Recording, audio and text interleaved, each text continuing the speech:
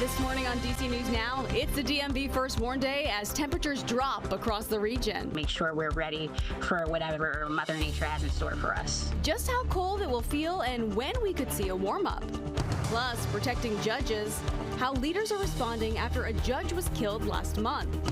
Ceasefire extended, what 2 more days of peace mean for hostages in the Israel-Hamas war. And supporting families, one Virginia preschool providing affordable childcare for kids with developmental delays. And giving back on Giving Tuesday. To be able to help people that need the help, and it's so gratifying when the people are excited. The organization's giving back to their community today. You're watching the station covering all of the DMV. This is DC News Now. All right, good morning. It is coming up on now. It is 6 o'clock on a Tuesday morning, starting off with a live look outside. It's still dark. I mean, I guess you can't tell what it looks like when it's cold outside, but surprise, it is cold out there. It's really cold outside today. All right, yeah, it's go ahead. Well, I was going to say it's a dark, cold morning. It is a dark, cold morning. It's. I mean, I had heard it was going to be cold, but when you go out and it hits you in the face, it's really shocking. Yeah, I still wasn't ready, and Brittany warned us yesterday. Yeah, I'd heard it was going to be cold, but it's just different. Speaking of Brittany, tell us, is this going to last a long time? You know, we're going to be dealing with the cold as we head through your evening, and then Wednesday, cold start, but then we slowly start to see a warming trend. So we just have to get through the next 24 hours before we start to see a warming in our temperatures. Now, satellite and radar showing you the entire region over the last couple of hours. We do have some lake effect snow that's happening. This is going to cause for the mountain counties to see some snow showers as we head through your day today, but you really want to dress for those feel-like temperatures as we head into that 8 o'clock hour. Still going to feel like the 20s here in the nation's capital. So definitely keep it here. We'll talk about that warm up in just a bit.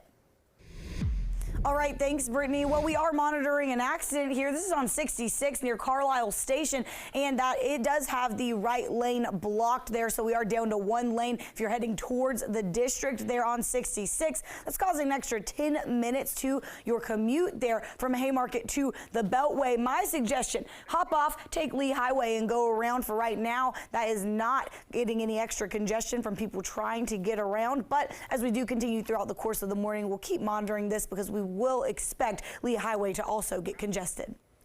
Thank you, Lex. Your time right now is coming up on 6:02 this morning. A triple shooting investigation is underway in Northeast. This happened at about 6 o'clock last night in the Edgewood neighborhood near the Rhode Island Avenue metro station. Police say that 2 men and 1 woman now in the hospital. We are told all of the victims are conscious and breathing. It's definitely a bit concerning, and I'll probably have to think twice about walking through, especially late at night. As of right now, there is no word on any suspects, but if you have any information, you are asked to call police.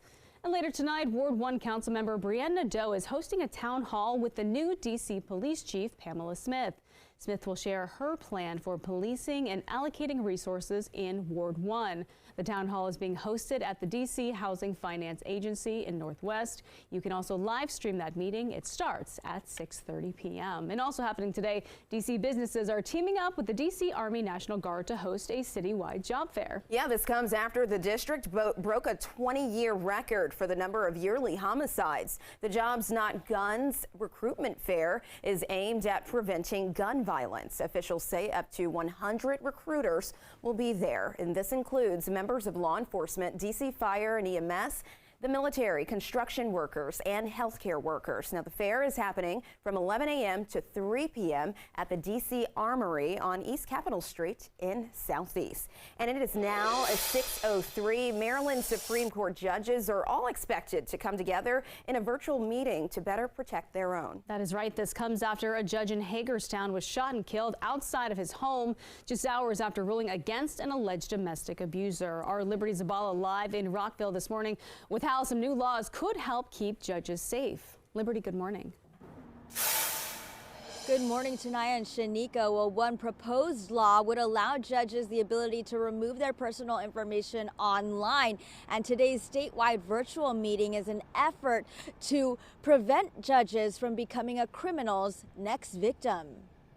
This comes after Maryland Circuit Court Judge Andrew Wilkinson was killed outside of his home after ruling against suspect Pedro Argote in a child custody battle. The shooting raises serious concerns over safety for judges, justices, and court personnel across the state. That's why the Chief Justice of the Maryland Supreme Court, Matthew J. Fader, has scheduled this statewide virtual meeting about safety. A new bill would allow government officials and their families to request their personal information be removed from the internet and publications.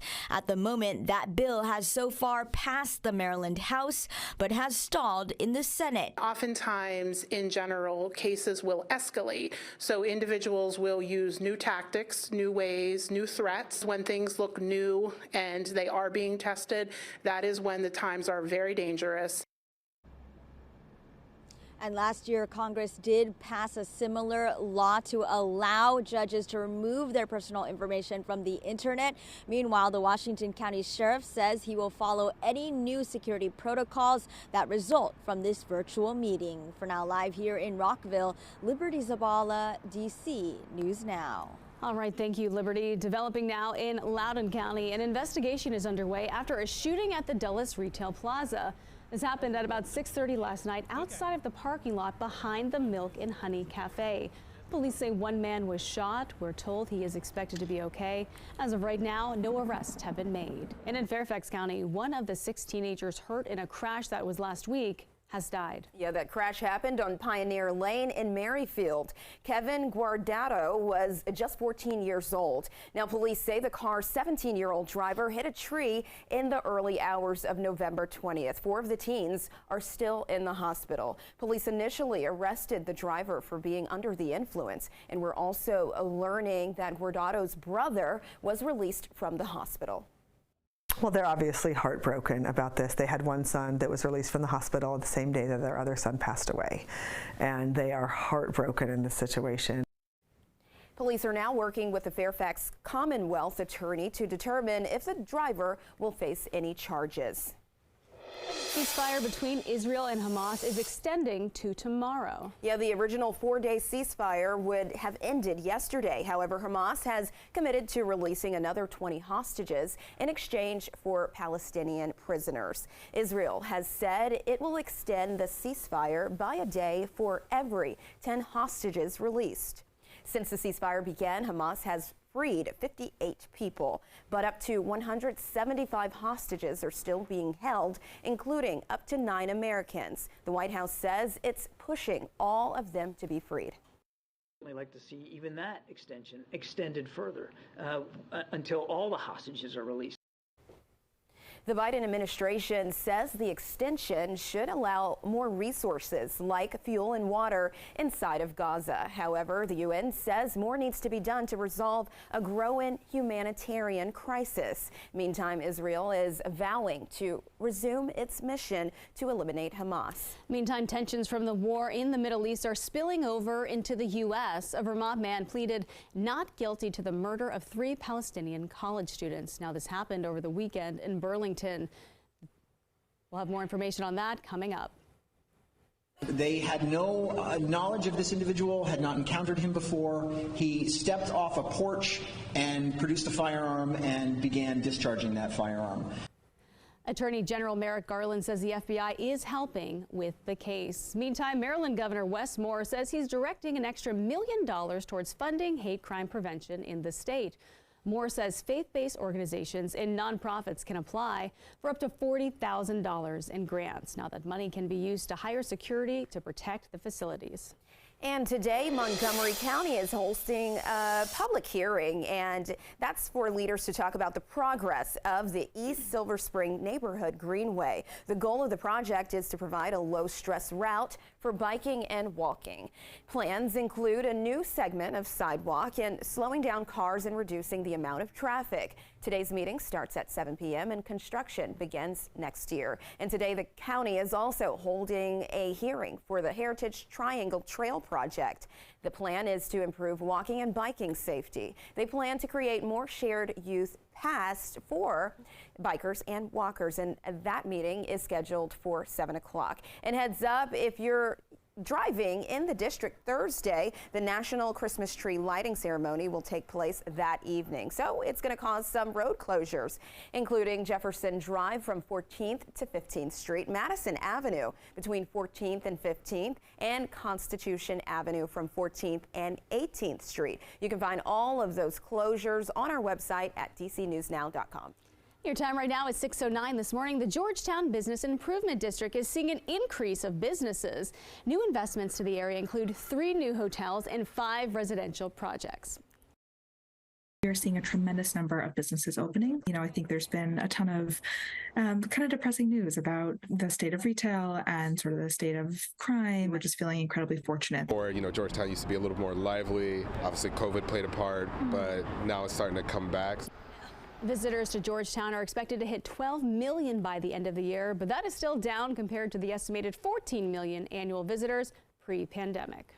All right, this holiday sales week has a new face joining the group. Today is known as Travel Tuesday. Now, travel experts say today is the best time to book deals on upcoming travel. Consumers can find a range of travel discounts with more flexibility on when and where you travel. The sale could even help you score deals on holiday travel.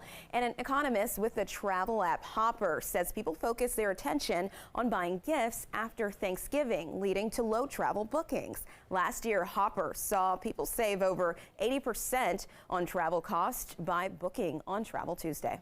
And speaking of Tuesday, it is Giving Tuesday, and the Frederick Rescue Mission helps anyone who needs a hot meal or clothes. It feeds about 8,000 people every year. Their 60th anniversary is on the horizon, and the mission says they would not have made it without the support of the community. To be able to help people that need the help, and it's so gratifying when the people are excited, and they find a pair of shoes they need or dress or whatever they need for their child. If they need it, I'm here to give it. For more information on how to volunteer or donate, make sure you visit our website, dcnewsnow.com, and search Giving Tuesday.